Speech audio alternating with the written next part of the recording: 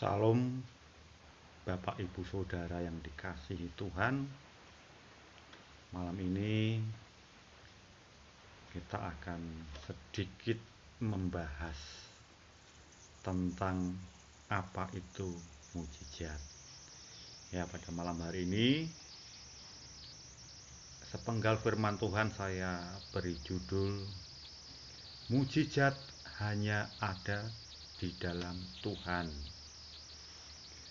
Nah, kalau pada hari Minggu atau pada ibadah, entah hari Rabu, ibadah tengah minggu, ibadah penyembahan, atau apapun ibadah seperti kaum pria, kaum wanita, atau pemuda remaja, pasti kita sering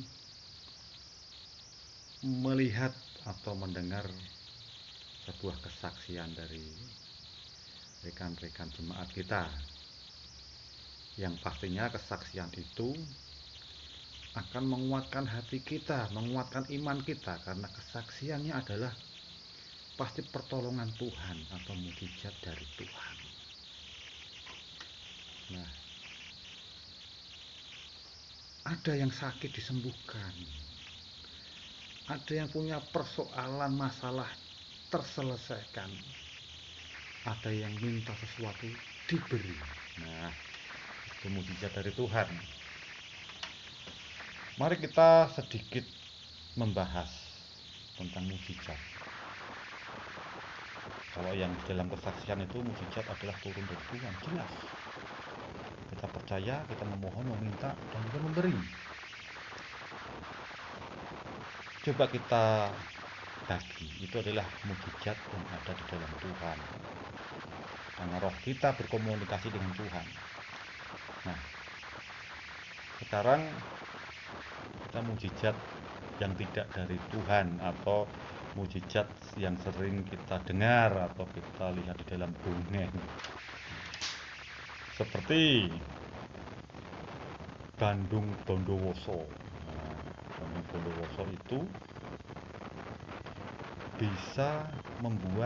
hampir bisa membuat 1000 candi dalam satu malam. Wah, itu mukjizat yang sangat spektakuler kalau kita pikir. Tetapi coba Bapak Ibu sudah cermati, Bandung Bondowoso adalah seorang pangeran, atau seorang raja, atau seorang yang disegani sebuah negara. Kalau negara itu atau kerajaan itu punya rakyat atau punya kaum laki-laki yang kuat sejumlah 2 juta orang saja, maka 2 juta orang itu dalam satu malam pasti bisa mengerjakan atau membuat 1000 candi. Nah, dibagi aja satu candi, yang di 1000 itu kecil-kecil tuh ya. 1000 candi, satu candi dibuat oleh 2000 orang. Kalau kita bagi 2 juta dibagi 1000, nah, satu candi dibuat oleh 2000 orang, ya satu malam pasti jadi. Dan kita tidak tahu perintahnya Loro Jonggrang itu malam ini atau malam besok atau malam kapan.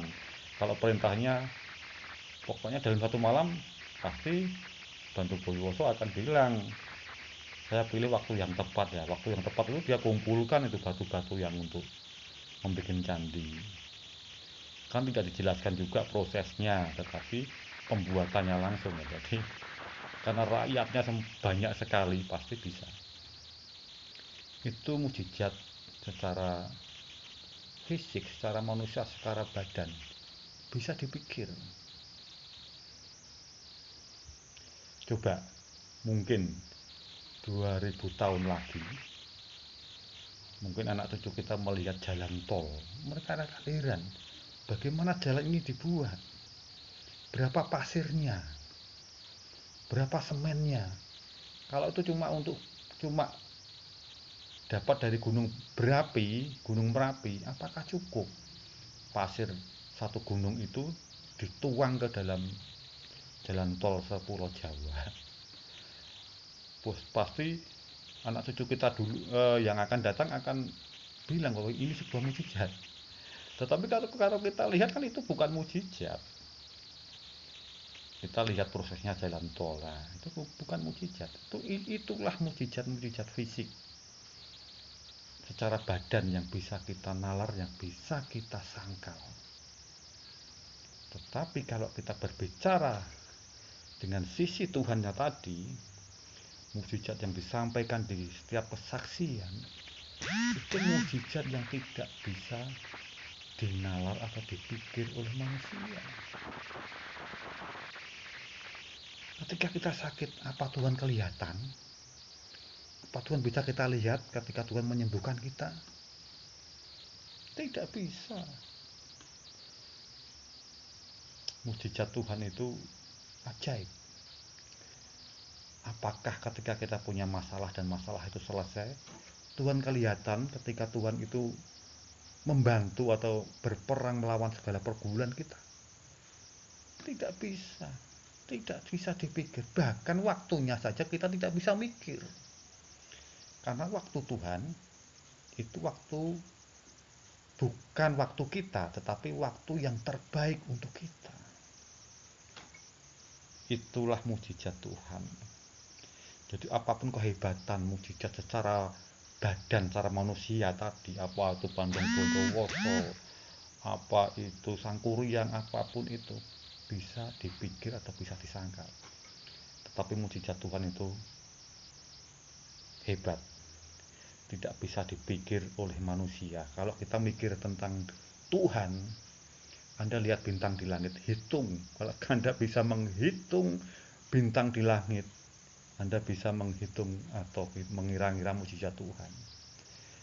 Atau Anda bisa menghitung pasir di laut atau pasir di pantai, baru Anda bisa menghitung mukjizat Tuhan. Karena mukjizat Tuhan itu pasti dahsyat, pasti hebat, dan pasti yang terbaik bagi kita. Selamat malam, Tuhan memberkati. Ingat, mukjizat Tuhan hebat.